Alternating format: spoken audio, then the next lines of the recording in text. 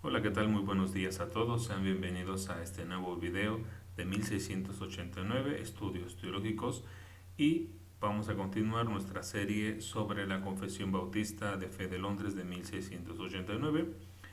Hemos iniciado ya desde un tiempo atrás, eh, comentando el capítulo 1 de las Sagradas Escrituras, y también hemos también ya comentado por qué es importante tener una confesión de fe.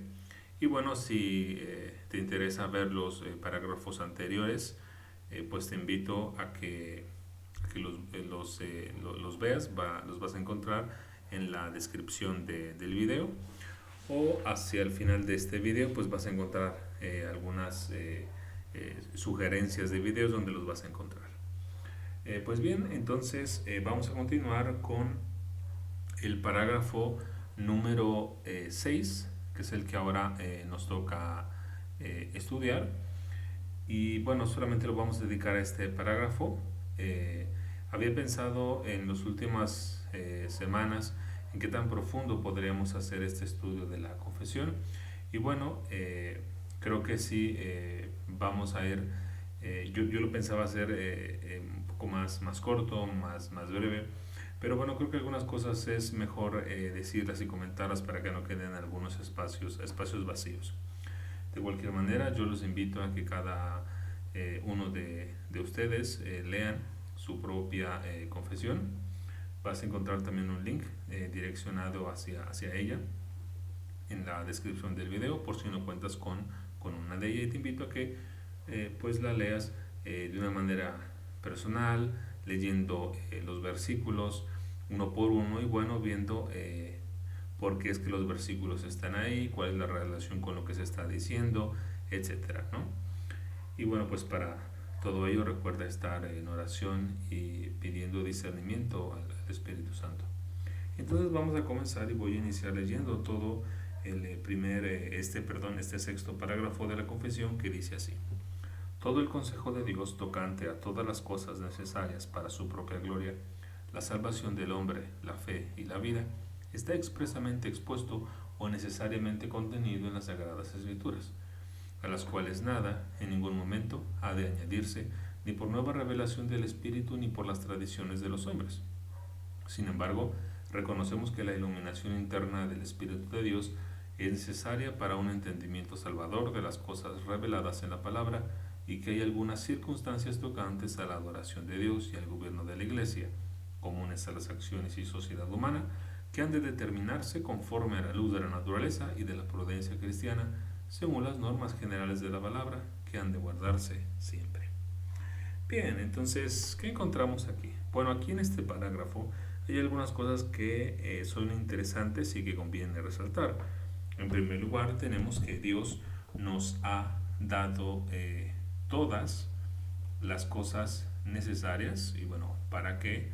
Bueno, para su propia gloria, para la salvación del hombre, la fe y la vida. Ah, es decir, cómo nosotros deberíamos de conducirnos en nuestra vida cristiana. Um, Ahora bien, de tal modo que nuestra salvación, así como nuestra vida de fe y cómo debería de ser la obediencia que le debemos a Dios, está expresamente expuesto, vamos a resaltarlo aquí de otro color, está expresamente expuesto o necesariamente contenido en las Sagradas Escrituras, donde aquello que es lo expresamente expuesto, bueno, tiene que ver con todas aquellas enseñanzas que son directas. Por ejemplo, puedes pensar en los 10 mandamientos. Estos son leyes, son mandamientos que son directos, es decir, tú les no matarás, y no hay alguna duda al respecto de lo que significa. Por supuesto, hay aplicaciones de este versículo, pero son mandamientos que son directos, ¿no? Tienes, por ejemplo, los 10 mandamientos, tienes también otro, podría ser la cena del Señor, y bueno, también sería el bautismo, ¿no? Es una ordenanza que todo creyente se bautice como una señal pública de que confía en Cristo como su único y suficiente Salvador. Mientras que, por otro lado, lo necesariamente contenido, bueno, tiene que ver ahora sí con todas esas aplicaciones que extraemos de los versículos o de alguna sección de la palabra de Dios, o bien también podemos llamarle que son que son implicaciones, ¿no? Por ejemplo, habíamos hace rato un momento hablado de no matarás. Bueno, recordemos que el Señor Jesús interpretó este versículo, este mandamiento, también hablando sobre la ira, ¿no? Entonces, estar airado con una persona, estar enojado con una persona, implica que uno ha hecho un pecado de homicidio hacia esa persona. Entonces, eso es una aplicación a diferencia de otros mandamientos que son directamente expresados, ¿no? En ese sentido, no solo obedecemos lo que la Biblia abiertamente nos manda, sino todo aquello que es implicado y basado en las verdades y mandamientos de la Biblia.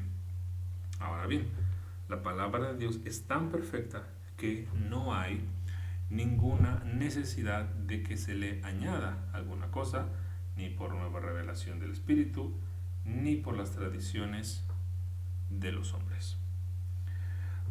Es decir, aun si el Espíritu lo hiciera, bueno, no le añadiríamos nada a la Biblia. De hecho, la confesión repite en este párrafo que, bueno, un poquito más adelante en el siguiente párrafo, menciona que la obra interna del Espíritu es necesaria no solamente para convencernos de que la Biblia es la palabra de Dios, sino también para darnos un entendimiento salvador de las cosas reveladas en la palabra. Sin embargo, hay cosas que no están reveladas en la Biblia en lo concerniente a la adoración a Dios.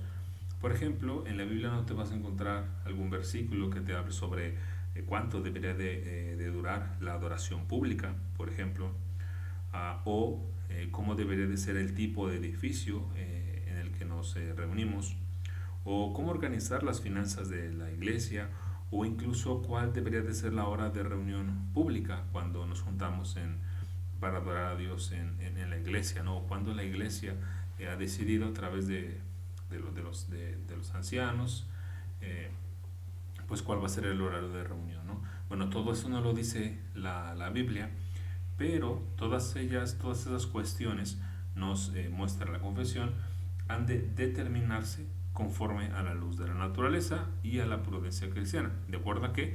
De acuerdo a las normas generales de la palabra que han de guardarse siempre. Y por supuesto, acá tienes un ejemplo, una cita. Aquí por supuesto podrían aparecer más, ¿no? Bien, entonces, habiendo visto un resumen muy breve del contenido de este sexto parágrafo, entonces sí que podemos ahondar un poquito más profundamente en su contenido. Y para eso vamos a iniciar comentando el tema que primero aparece en este párrafo, que es el de la suficiencia de la palabra de Dios. Suficiencia de la palabra de Dios. Bueno, ¿por qué los redactores de la confesión se habrían molestado, por decirlo de una manera, o por qué ellos habrían considerado un párrafo para hablar de la suficiencia de las escrituras? O quizás te estés preguntando, bueno, ¿por qué es importante decir que la Biblia es suficiente? Y en última instancia, bueno, ¿qué significa decir que las escrituras son suficientes? Bueno, considerando el momento en el que fue redactada la confesión, los primeros bautistas, así como los hermanos que en la fe que redactaron la confesión Westminster, querían dejar en claro que ni las tradiciones, vamos a poner aquí las tradiciones, ni las costumbres, cualquiera que estas sean, iban a ser la autoridad sobre la vida de los creyentes y ni sobre la vida de la iglesia. Recordemos que en el siglo anterior, que aquí estamos en el año 1689, pero bueno, la confesión había tenido una primera redacción en 1677. Estamos en pleno siglo XVII, un siglo muy convulso políticamente hablando, que había venido de experimentar varias guerras. España, por ejemplo, se enfrentó prácticamente a medio mundo, contra Inglaterra, contra Países Bajos, contra Francia, contra Portugal. Bueno, guerras que se llevaban a cabo también en el continente recién descubierto, poco más de un siglo atrás, o ya prácticamente casi 2 siglos hacia atrás. Entonces esta había sido una época muy convulsa y llena de muchos conflictos. Bueno, cuando la reforma protestante estalló, por decirlo de alguna manera, bueno, es que en el siglo anterior, y de aquí hay que irnos un poquitito más para atrás, en el año 1545, bueno, pues la Iglesia de Roma, a través del Concilio de Trento, buscaron frenar todo el movimiento iniciado en un primer momento por Martín Lutero.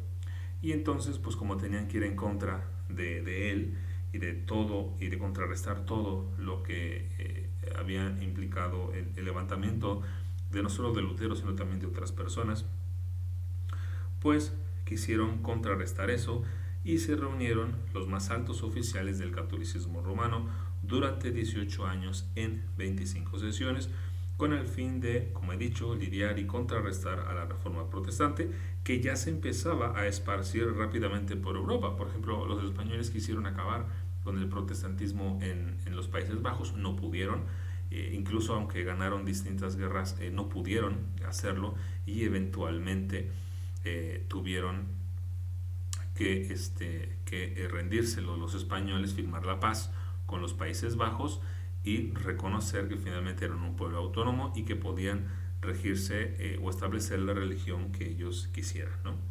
Entonces, en estas redacciones que se redactaron en el Concilio de Trento, pues por supuesto que tenían que venir consideraciones sobre la Biblia, ¿no? Estas no se hicieron esperar.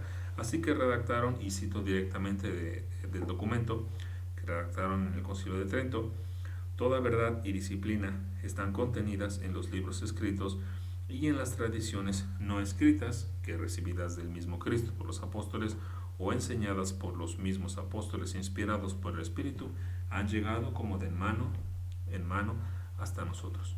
Entonces el catolicismo romano estableció que la vida de los creyentes se tenía que regular a través de las escrituras más la tradición.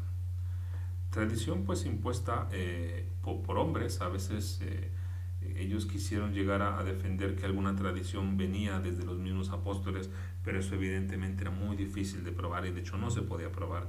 Entonces, siguiendo este hilo de pensamiento, no tardó la Iglesia de Roma en defender que, dado que la mayoría de los hijos de Dios habían vivido por tradición y menos o nada por la Escritura, especialmente el pueblo de Israel liberado en Egipto y liderado por Moisés, pues del mismo modo sería extraño que la Iglesia se ajustara a una Escritura cuando en el área de la religión nunca había sido así. Entonces, por supuesto, apelaron para establecer esto hacia tener una base un poquito sobre cómo se llevaban las cosas en el Antiguo Testamento. Y es cierto, a veces este es el error todavía, bueno, ese es el error del catolicismo romano. Es decir, hay que entender que incluso la indumentaria de los sacerdotes tiene que ver con seguir esa indumentaria que se hacía, que llevaban los sacerdotes del pueblo de Israel. Entonces, en ese mismo sentido, ellos dicen, bueno, si en el Antiguo Testamento ni siquiera la Biblia estaba completa, ¿por qué nosotros vamos a imponer que ahora les impongamos a los creyentes solo unas escrituras? Así que, por lo tanto, vamos a ser gobernados tanto por las escrituras como por la tradición. Como verán, esto es sumamente engañoso y empieza a generar distintos problemas. Las consecuencias de esto, por supuesto, son desastrosas. Según se puede concluir de lo anterior, pues la tradición oral incluso ocupa un lugar vital, mientras que la escritura misma termina por ser insuficiente o estar relegada a un estrato o un lugar inferior, ¿no? Donde incluso el mismo ejercicio de la escritura se trató de una actividad obligada por las circunstancias. Es decir, para el catolicismo romano, el hecho de que en algún momento existieran escrituras fue más bien una suerte de accidente que lo requirieron las circunstancias en las que se estaba viviendo. Esto es muy peligroso, ¿no? De este modo, el catolicismo romano acudió a la tradición para la defensa de prácticas y dogmas, sin importar que cada vez que se hiciera más difícil asegurar que tenía o que no un origen apostólico. Eventualmente pues surgieron propuestas para tratar de definir, bueno, qué era esto de la tradición y por supuesto no se hicieron esperar quienes trataron de definir tradición como aquello que era lo universalmente aceptado y también aquello que fuera antiguo, ¿no? Entonces dijeron, bueno, lo que sea antiguo y lo que sea creído por todos es una tradición, ¿no? Entonces, por lo tanto, eso podemos adoptarlo en la vida de los creyentes.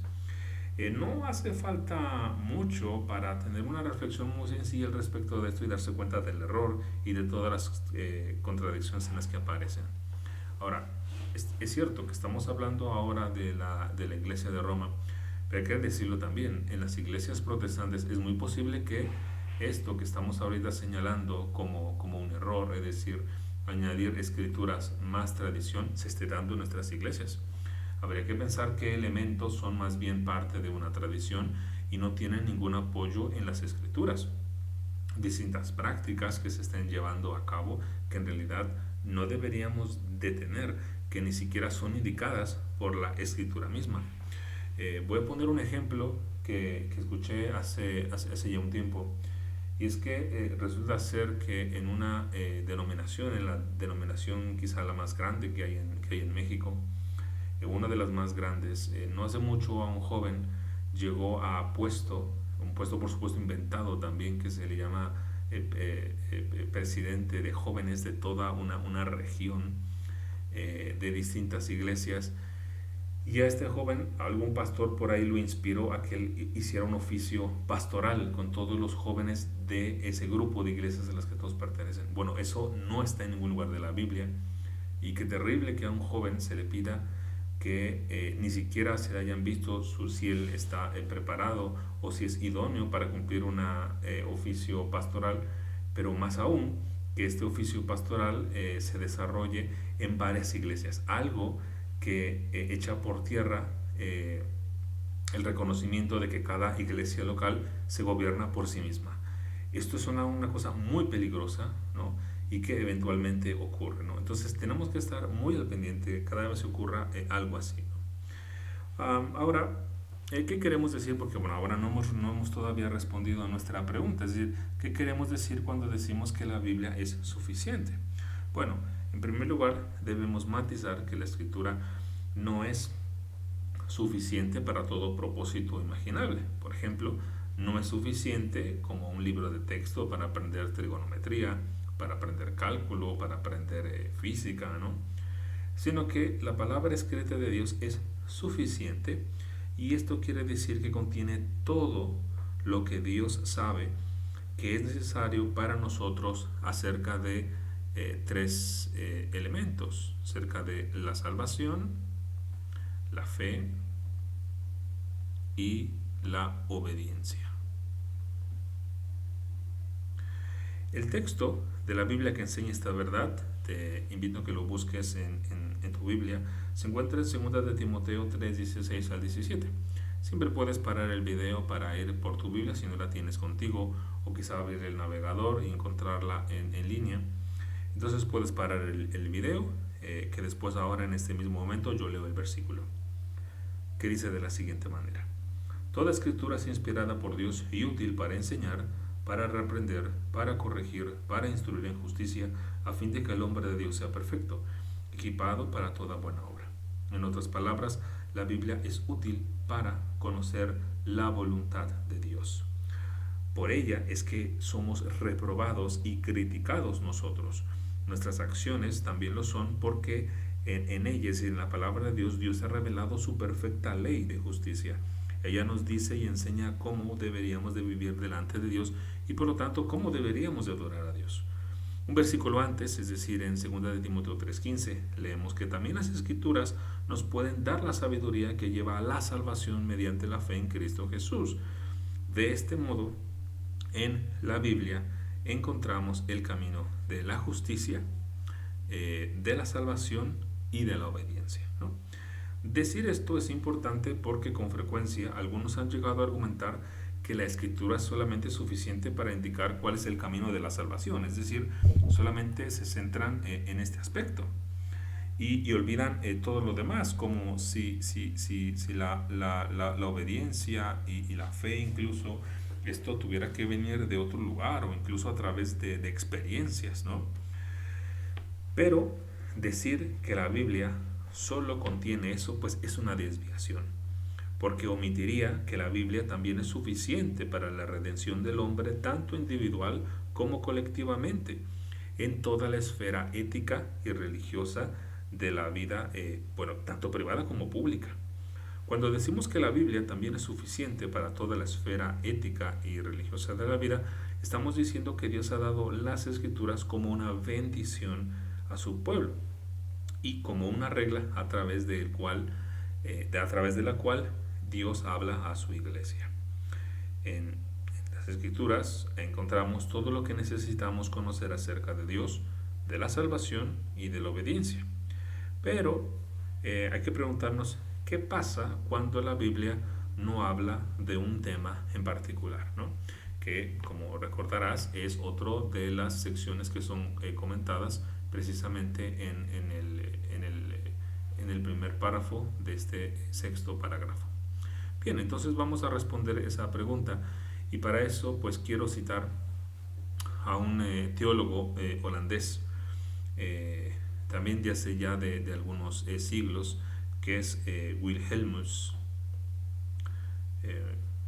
Quizá el nombre pueda parecer un poquito raro. Wilhelmus A. Brakel es principalmente el motor de lo que fue la segunda reforma holandesa en los Países Bajos, y él escribió una obra que acaba de ser publicada en español. Si tienes oportunidad, sería muy bueno hacer algún ahorrito, porque es una obra que vale mucho la pena leerla, ¿no? Y viene además con un par de artículos introductorios sobre la biografía de Brakel, pero también las implicaciones y cómo fue esta segunda reforma holandesa. Entonces yo te invito a que, si tienes la posibilidad, busques este libro que estoy anotando aquí, que es El servicio razonable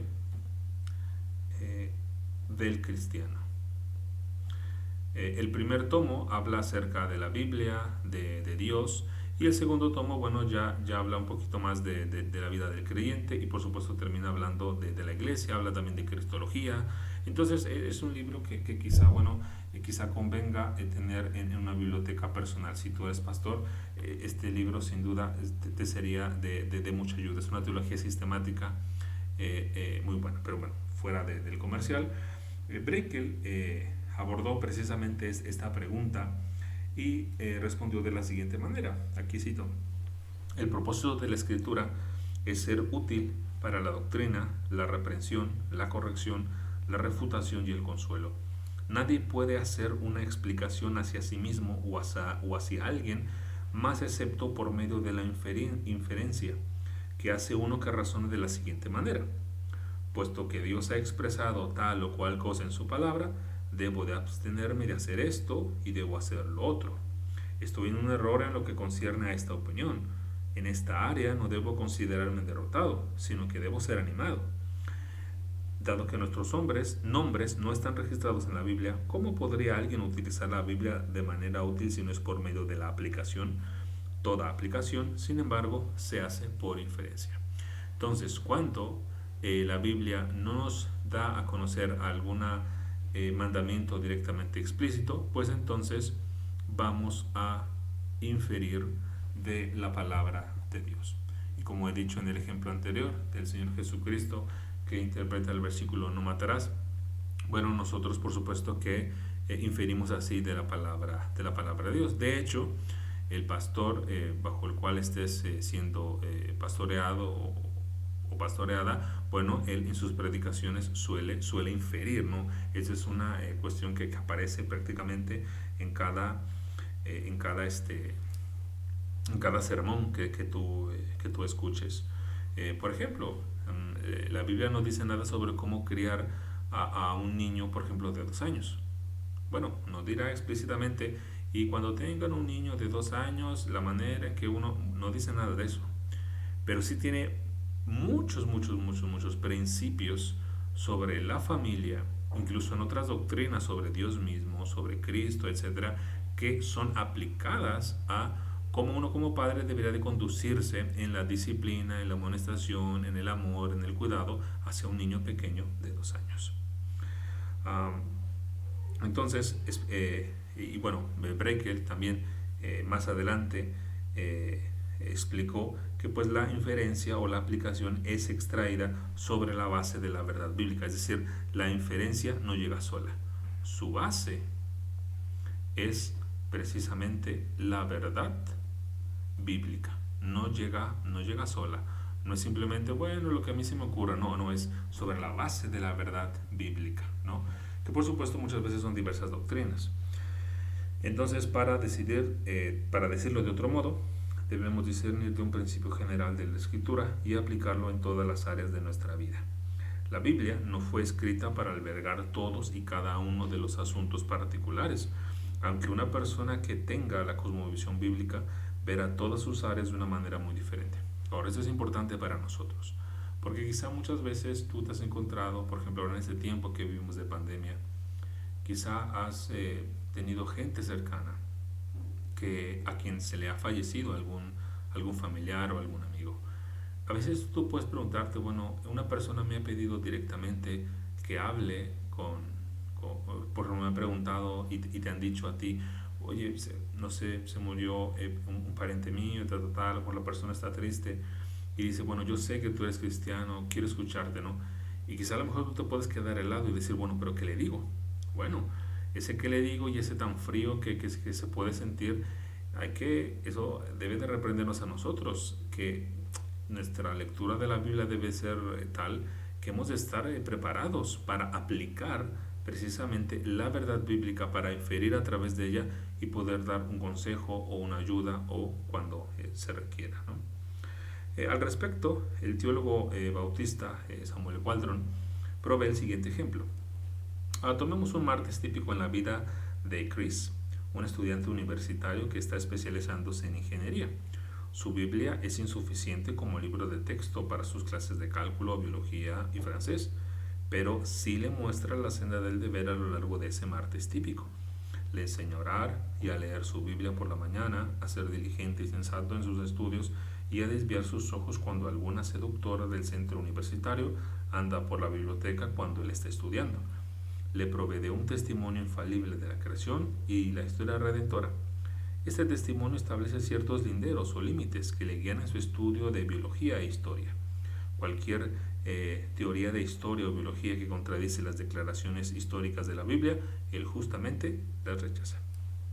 Ahora bien, antes de terminar el tema de la suficiencia, este mismo teólogo que acabo de citar, voy a anotar su nombre por aquí, Samuel Waldron, teólogo y pastor bautista. Waldron nos da unas palabras de advertencia para que no se deduzcan también pues algunas falsas inferencias de la suficiencia de las escrituras. La primera de ellas es que la suficiencia de las escrituras no niega la diligencia de todo individuo. Me equivoqué. Diligencia. Es decir, no porque la Biblia sea suficiente significa que, bueno, no leo, ¿no? Porque entonces, pues en donde abra la Biblia, pues voy a encontrar ayuda. No, uno tiene que la Biblia, ¿no? Esto sí que no está permitido, ¿no? Otra más es que la Biblia, la suficiencia de la Escritura no niega la necesidad de la enseñanza del Espíritu. Entonces también no cabe un orgullo intelectual. Esto quiere decir que, bueno, que finalmente todo lo que nosotros sabemos, lo que Dios nos ha mostrado, es a través de su Espíritu, no porque uno sea muy inteligente. Y a veces este orgullo suele estar muy presente en algunos círculos. Puede estarnos pasando esto a cualquiera de nosotros, que ya sabemos algo más de la Biblia, y más que agradecerle al Señor porque nos ha permitido comprender algo que porque podemos aplicar a nuestra vida y vivir y serle más agradables a Él, bueno, lo tomamos como un motivo para enorgullecernos, ¿no? Entonces, el creyente que llega a entender un pasaje de la Escritura no debe de enorgullecerse, sino antes bien reconocer la iluminación del Espíritu de Dios en su vida. Y bueno, punto número 3, la suficiencia de la Escritura no niega la necesidad del sentido común. Entonces, uso del sentido común. A esto se refiere la confesión cuando dice que hay algunas circunstancias tocantes de la adoración y el gobierno de la Iglesia, comunes a las acciones y sociedades humanas, que han de determinarse conforme a la luz de la naturaleza, es el sentido común, y de la prudencia cristiana según las normas generales de la palabra que han de guardarse siempre. Entonces, como verás, ese sentido común pues debe de estar nutrido por la palabra de Dios. De lo contrario, ese sentido común puede acercarse más a lo mundano que hacia lo que la Biblia dice, ¿no? Bien, entonces ahora sí podemos pasar a nuestro segundo tema de esta sesión, que es el canon cerrado de la Escritura. Un tema que también toca el parágrafo 6 que acabamos de leer. Bien, ahora, dado que ya hemos comentado que la Biblia es suficiente para alcanzar el propósito de manifestar la gloria de Dios, así como mostrarle al hombre lo necesario para la salvación, la fe y la vida, alcanzar dicho propósito supone que tengamos un texto acabado, uno que sea perfectamente bien definido y completo. Es entonces que hablamos de canon. La palabra canon en realidad quiere decir regla, ¿no? Entonces imagínate que estás haciendo una construcción o alguien está haciendo una construcción por ti y luego llega ese alguien y te dice, pues mire, ¿sabe qué? Resulta ser que pues como mi regla solamente tiene 2 metros, pues hasta ahí yo puedo medir, ¿no? Entonces solamente le puedo hacer una casa de 2 metros. El ejemplo es a lo mejor bastante pueril, pero lo que quiero dar a conocer es que no, o sea, hay una regla, hay un canon que ya está cerrado y que la constituyen solamente esos libros.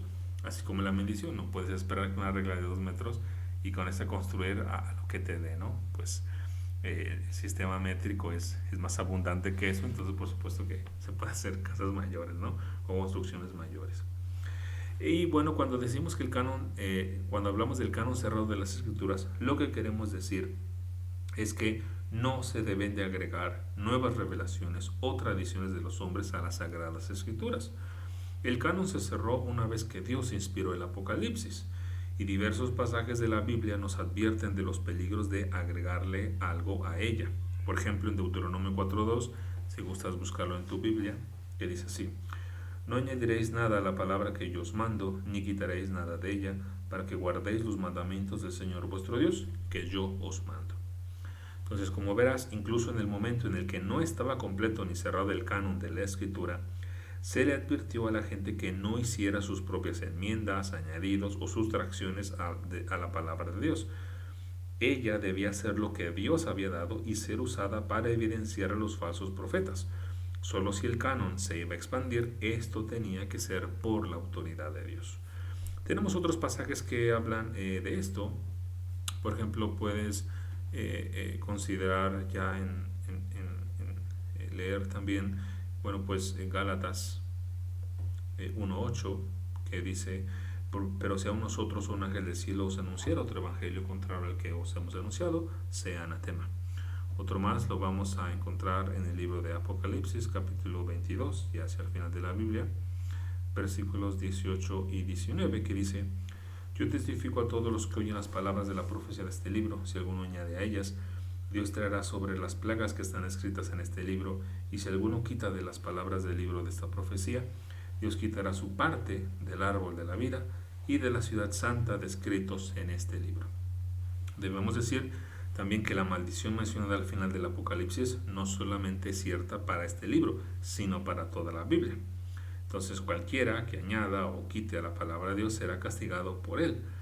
Esta advertencia es similar a la que encontramos, por ejemplo, en Deuteronomio 18 del 15 al 22, que puedes también consultar de manera personal,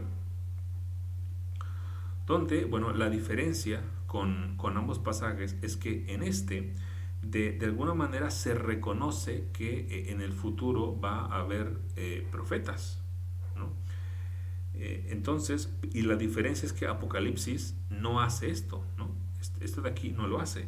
Simplemente el Apocalipsis no reconoce que se producirán nuevas profecías o escrituras en los siguientes años o siglos, si no, Juan lo hubiera dicho.